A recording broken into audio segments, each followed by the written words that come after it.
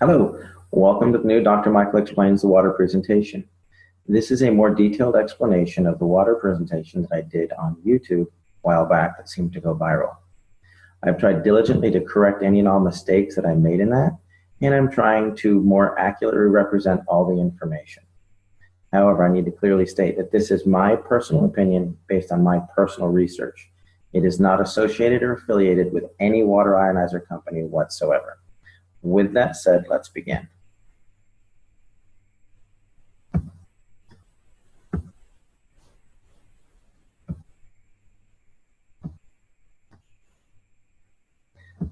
There we go.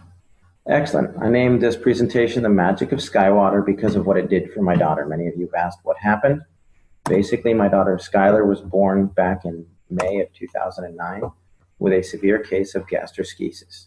She was literally born inside out. Everything that was supposed to be on the inside was the outside.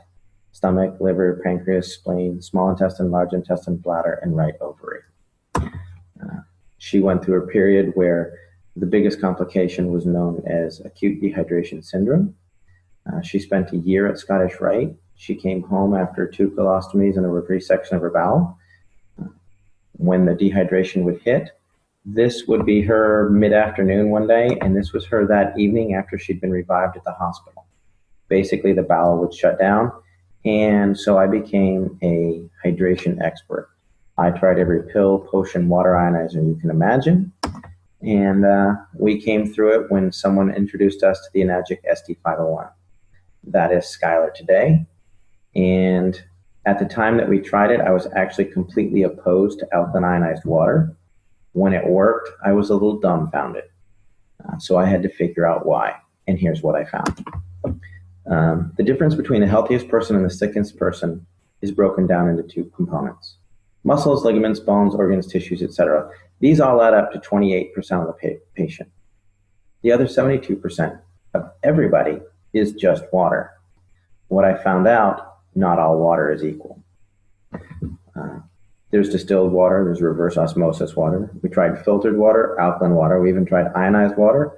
We thought we'd found something with alkaline ionized water and it proved to be more dangerous than beneficial. And then there's something that's called electrolyzed reduced water. This was truly a game changer. Here's why.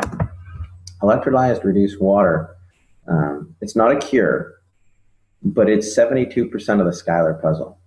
It was not the only thing we did for her. It was the only thing we changed because we were doing everything else. What it is just science. It could realistically save your life. It'll make you healthier, happier, and stronger.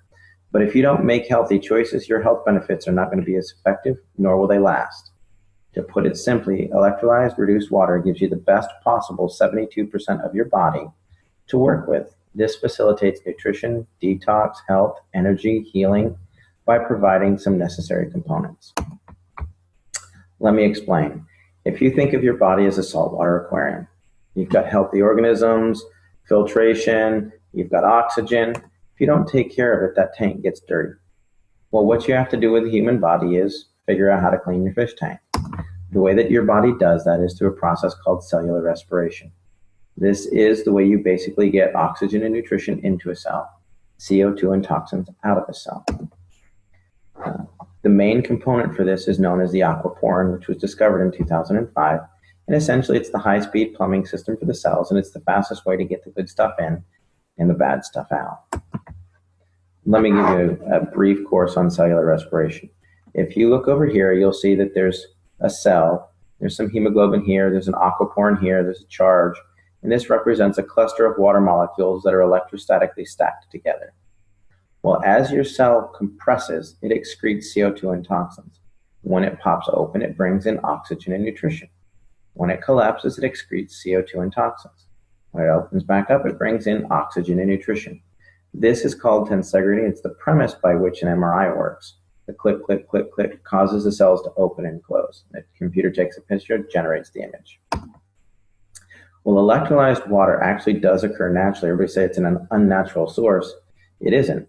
It happens when a lightning strike hits a lake or the ocean or something like that, and the charge on the water in that area lasts usually 3 to 4 days. What it does is it disassociates the water molecule. If you look over here, This is a technical term. A lot of people ask me, well, my chemist said it's not possible. That's because your chemist doesn't understand electricity. He's a chemist.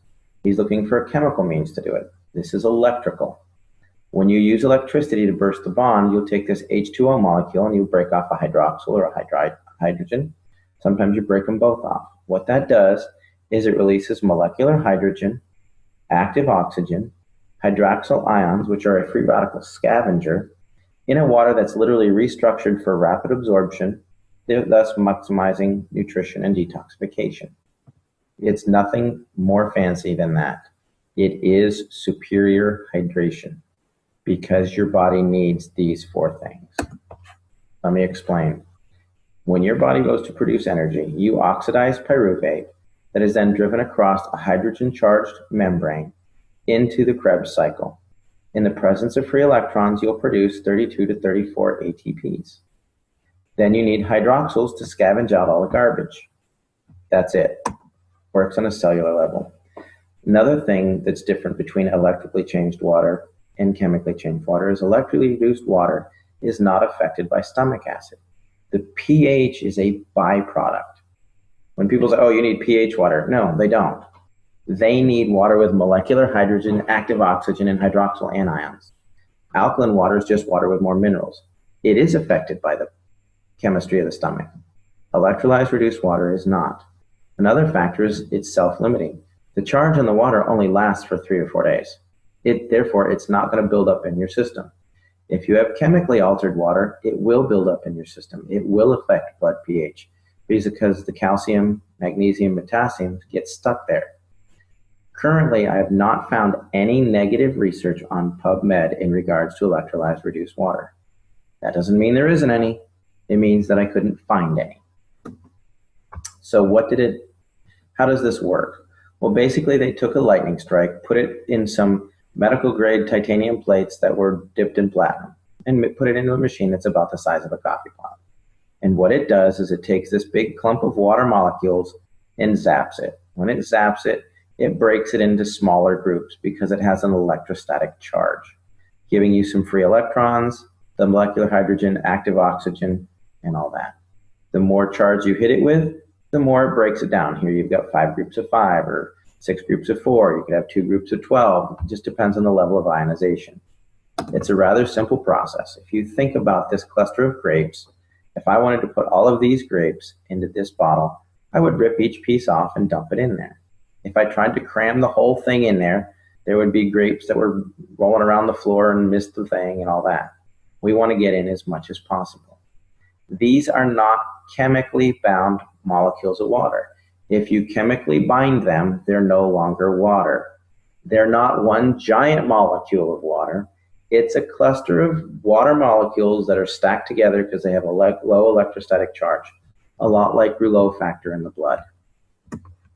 Another way to look at it is when my son was rolling around on the carpet, his hair got a high static charge. He's actually holding onto a necklace that's not causing his hair to stand up. But what happens is the hair dispersed.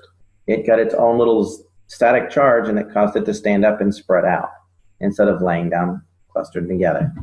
When you ionize water, you're causing the water molecules to disperse. That's all you're doing.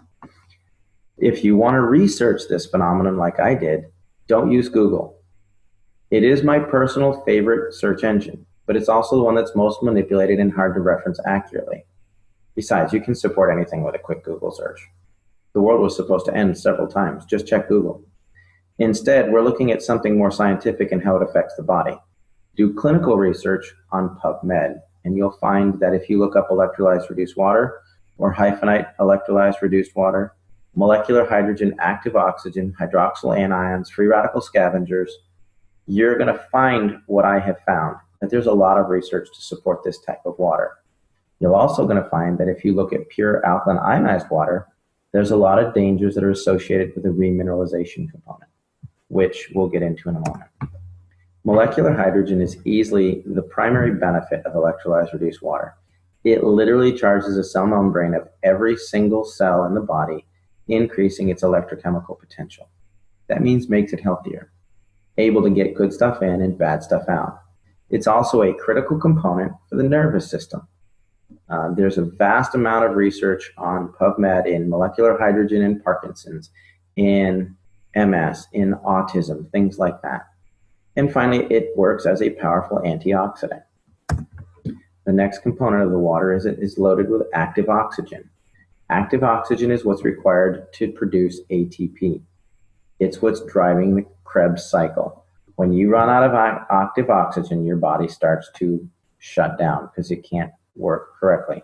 It's just like a fire. If you remove the oxygen, it goes out. Finally, there's the antioxidant and free radical scavenger components. Basically, iron in any acidic environment will start to rust. You can leave your tools from your garden outside in the rain and they're going to rust. Well, where do we have iron? We have it in hemoglobin, we talked about during cellular respiration, but we've also got it in the red blood cells. We got it in the brain, the kidneys, the lungs, the lymphatic system, the bones. If it's in an acidic environment, it's going to oxidize, which will create a toxic burden.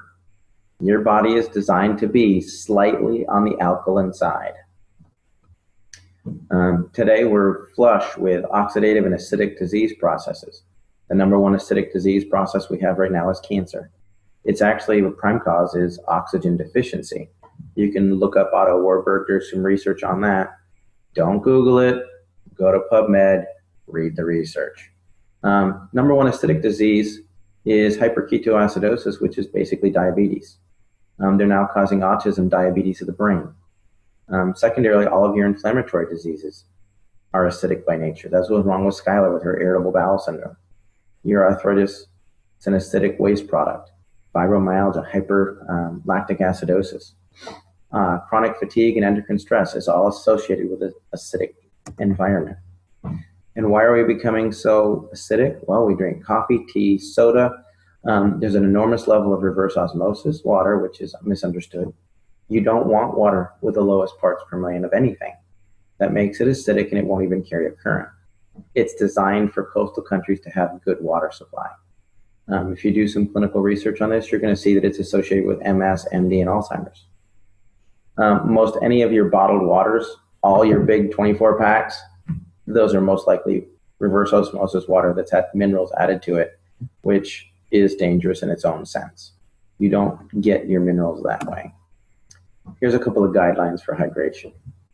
If you're a regular healthy person, you want to drink about 50% of your body weight in good water every day. If you have acute health issues, this could be dehydration from working out in the yard, excessive level of sports, you could have the flu. You may want to drink nearly 75% of your body weight in ounces. However, if you have a chronic health issue, cancer, diabetes, something like that, you may need to drink up to 100% of your body weight in ounces. However, you got to be careful because your physician can specifically reduce your water intake for congestive heart failure, kidney disease, things like that. So why do I say that sodas and pH are important? Well, if you look at this scale over here on the left, it's red. That means it's going to make you rust. Over here, the blue will make you beautiful. This is what a typical capful of soda can do to the body. This is a 32-ounce bottle of pitcher of 9.5 water. You can see the pretty blue color. It's loaded with hydrogen, oxygen, etc., etc. This is about a tablespoon of Sprite. It's high on the acid content. So what I did is I poured this water into this cup and ended up with a cup full of acid. It didn't dilute it at all.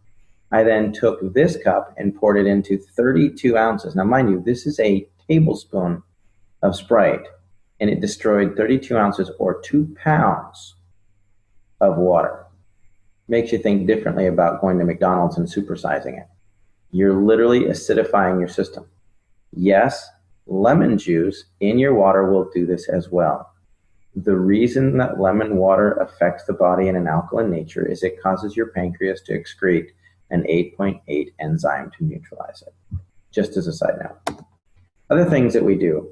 This was huge for Skylar. And I didn't realize it was such a big deal because we ate a lot of organic food, but you can use this water to clean your veggies. These are cherub tomatoes that I used to buy and just rip the top off and start eating them. I washed them in the 11.5 water from my SD501, and that is what came off. I was appalled. I was amazed. It tasted like they were fresh garden tomatoes.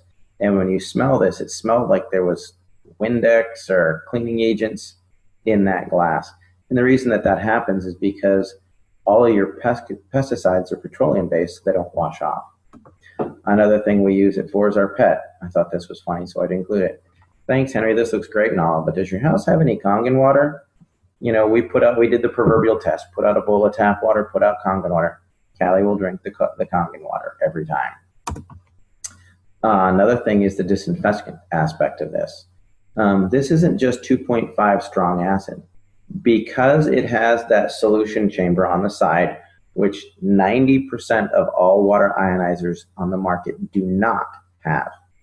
This machine produces 2.5 electrolyzed hypochlorous acid. The other machines do not. That is very important.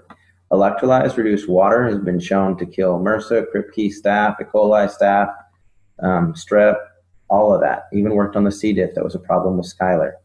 None of the other water ionizers that do not have a specific saline solution can produce hypochlorous acid in an FDA-approved level. And let me explain. In 2009, 2 months before Skylar was born, the FDA approved hypochlorous acid. It's a sterilant.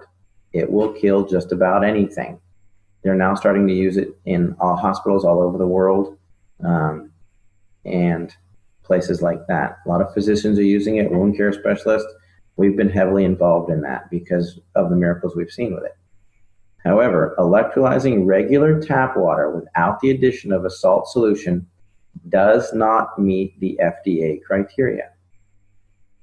As a note, the FDA has not evaluated the SD501 either, to the best of my knowledge. What it has done is there's been a third-party evaluation by ATS Labs where they reran the Sterilox system FDA experiments on live cultured bacteria, and they got complete sterilization that was equivalent to the Sterilox system. Basically, hypochlorous acid occurs naturally in the body because it's produced in the immune system. It's actually the biochemical agent that starts the clotting process, making it ideal for initial wound care, and it destroys bacteria and viruses. Recent studies are actually underway to test this using necrotic wound. I'm working with several physicians and wound care specialists as it pertains specifically to necrotizing fasciitis, gangrene, MRSA, things like that. And the results are really promising. We're not the only one doing this. This is a global thing, and the results are really good. Why I look at the SD501 exclusively, or when I compare the competition, because they all want some information. Number one thing is power supply. Does it have enough energy to do it? There's been a lot of song and dance about the SD501 uses a transformer. It does, but it also has a switch mode power supply to regulate that and a condenser. If it doesn't have a transformer, it can't ramp your 110 watts up to 230 and keep it there. Switch mode goes up and down, up and down, up and down. What this transformer does is it ramps it up, and the switch mode will start to slow it down, but the condenser allows them to work together to keep a nice stable stream of energy. On top of that, you need enough amperage. A half amp to a 1 amp machine is not going to get it done. Doesn't mean it's not a good machine, it just means it's not comparable to the SD501. You need 2 to 3 amps to make it effective. You can ask any electrician. The voltage doesn't really matter, the amperage will kill you. The next component is you need a large quality plates. Most competitor plates are about 53 square centimeters. The Enagic plates are nearly 90 square centimeters each. So if you have one of the competitor machines with 12 plates, they've got like 600 square centimeters. Well, the basic Enagic SD501 has 640 square centimeters.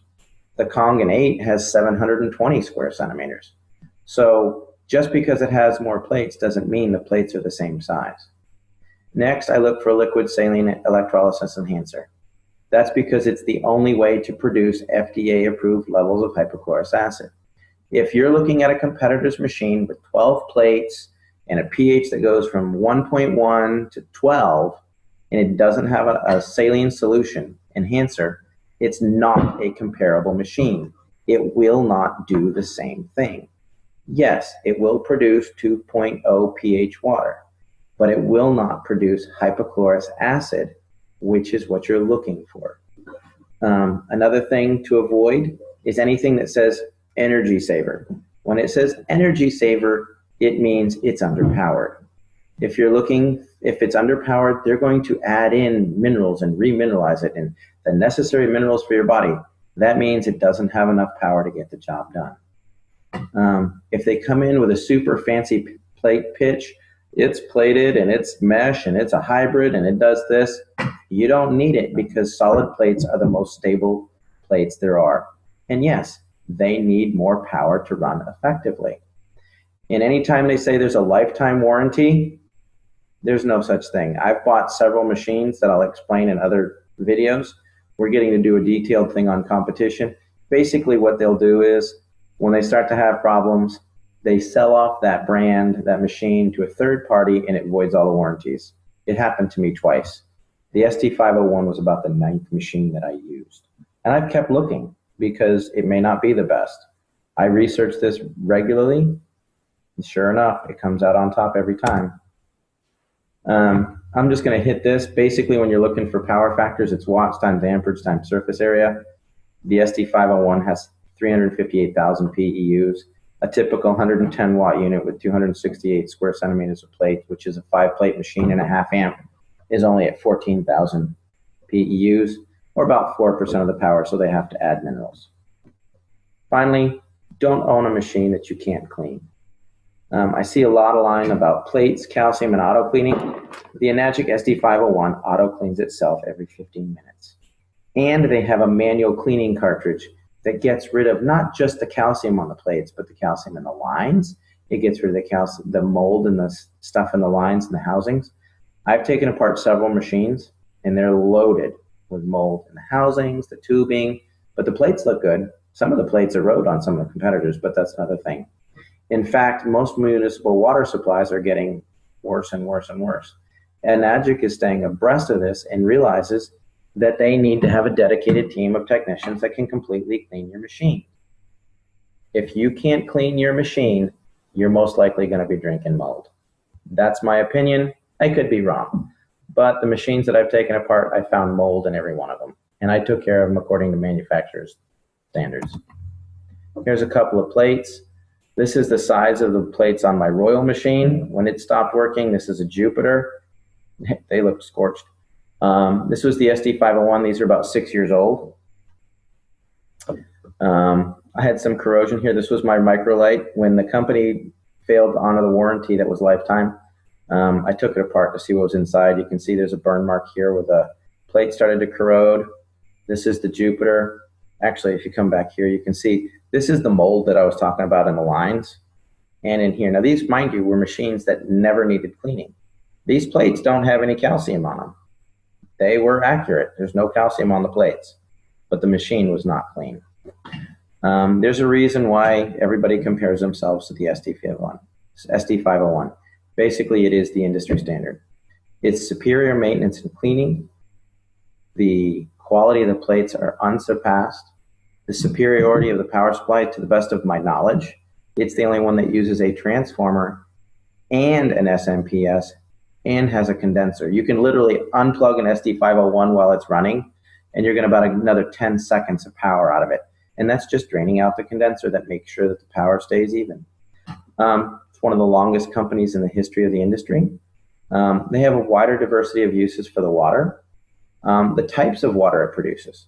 And it's one of the few that actually use an electrolysis solution for hypochlorous acid. If their machine is bragging that they don't use a solution, it doesn't work. You can't use it for sterilization, period. Why I personally feel the ST501 is the best, I tried 8 or more alkaline water ionizers. Bottom line is it worked for Skylar. Within 4 days, 80% of her symptoms had resolved. She had her first solid bowel movement in 10 days. And within 6 months, she was off feeding ports. Was it the water? Yeah, because it was the only thing left to try.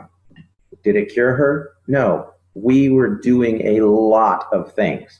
Enzymes, probiotics. She was doing her medications. She was doing protein powders, MCT oils, medium chain triglyceride. She was doing all that. But the water was allowing it to get into the cell and the bad stuff to get out. The short answer is it produces 7 types of highly bioavailable water. It is already endorsed by thousands of hospitals and used thousands of doctors and used in hospitals all over the world. The drinking water it creates has high levels of hydrogen, oxygen, and antioxidants. It can also be used for FDA-level disinfecting, cleaning, food prep, and cosmetics. I'm Dr. Michael. If you have a specific question for me, you can email at drmichaelexplains@gmail.com. For more information about Electrolyzed reduced water machine that we use for Skylar, please go to skywaterinc.net. Hopefully we'll clarify some stuff, and that should help you people a lot. And if there's anything that I can do, let me know. Look forward to some more meetings that we're going to have coming up, more webinars. We're going to be doing a detailed explanation of Skylar's story. We're going to talk about electrolyzed reduced water and the science behind it in detail. There's a detailed presentation on hypochlorous acid. Everybody's really looking forward to the Dr. Michael Explains the competition and why I say that there really isn't any. By the time you buy some of the competitors, there's some that go, why the SD501 doesn't work, or it's a pyramid scheme or whatever. They honestly have no idea what they're comparing. If you look at their machine and spend $3,200 or $2,500 for it, you have to turn around and spend another $3,000 to $5,000 for a hypochlorous acid machine. Then you have apples to apples. You don't get that when they're trying to pitch you on why you don't want the SD501. Bottom line is, it is the best machine that I have found. The only thing that I think may rival that is the Kangen 8, which has 8 plates. I've used it. It's phenomenal. We recommend it a lot. I look forward to having you getting some feedback on this. Have a great day.